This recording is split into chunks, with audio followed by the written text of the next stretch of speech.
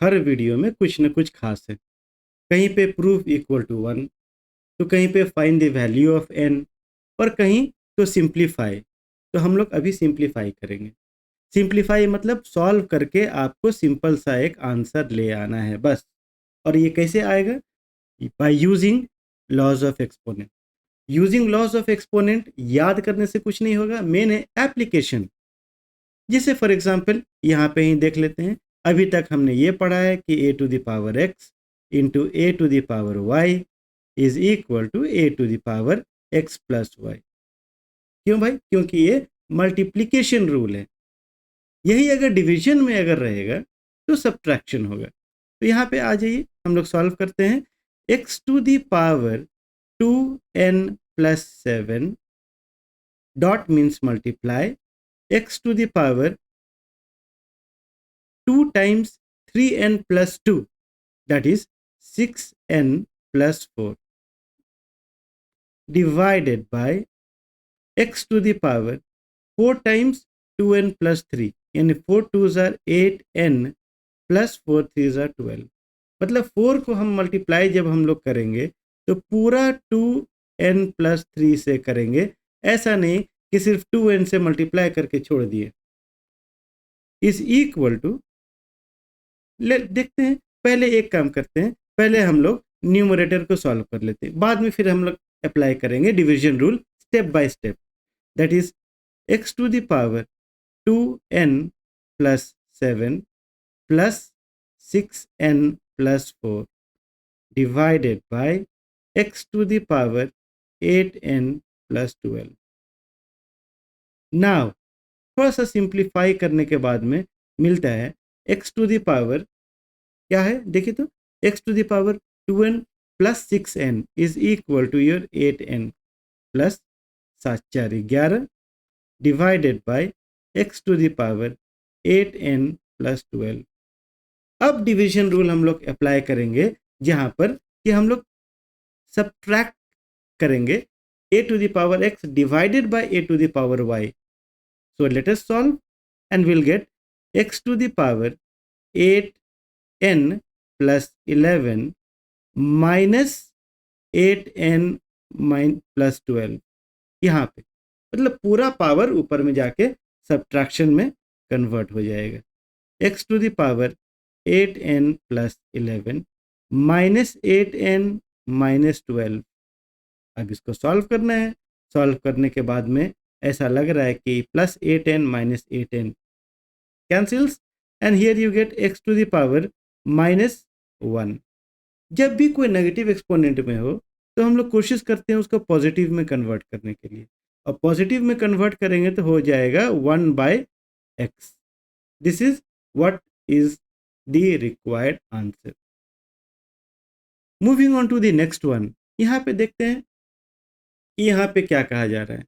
यहाँ पे सिंपल सा सम है, लेकिन इतना भी आसान नहीं है। क्यों? क्योंकि यहाँ पे हमें अलग से मल्टीप्लाई करना पड़ेगा। देखिए यहाँ पे अगर हम सॉल्व अगर करें तो मिलता है a to the power 2n plus 3 multiplied by a to the power 2n plus 1। यहाँ देखिए अलग से 2n plus 1 multiplied by n plus 2, यानी हमने साइड में मल्टीप्लाई करना पड़ेगा। 2n into n gives you 2n square. Similarly, 2n into 2 gives you 4n. Similarly, 1 into n is equal to your 1 is equal to n, and 1 into 2 is equal to 2। तो हमारे पास में आ गया 2n square plus 5n plus 2। 2n square plus 5n plus 2। यहीं पे जो भी गलती होगी यहीं पे होगी। a to the power 3 times 2n plus 1, that is 6n plus 3 dot a to the power 10 times 2n plus 1, that is 2n square plus n। अब हम लोग ऊपर वाला को ऐड करेंगे, हम लोग उसी तरह हम लोग नीचे वाले को भी ऐड करेंगे। That is a to the power 2n plus 3 plus 2n square plus 5n plus 2 divided by a to the power 6n plus 3 plus ये वाला 2n स्क्वायर प्लस n। ये आ गया। थोड़ा सा हम लोग अगर साफ सुथरा अगर करें तो आएगा a to the power 2n, जो भी आ गया 2n plus 5n that is 7n plus 2n square और 3 plus 2 is equal to your 5 divided by a to the power 6n plus n 7n plus 2n square और plus 3। अब यहाँ पे हम लोग division rule of exponent use करेंगे, यानी कि हम लोग सब्ट्रैक्ट करेंगे a to the power 7n plus 2n square plus 5 में से सब्ट्रैक्ट करना पड़ेगा 7n plus 2n square plus 3। Let us see what will get. कुछ अच्छा ही मिलेगा, कुछ अच्छा ही मिलेगा तो उसी का उम्मीद लगाए हुए हैं। a to the power 7n plus 2n square plus 5 minus 7n minus 2n square and minus 3।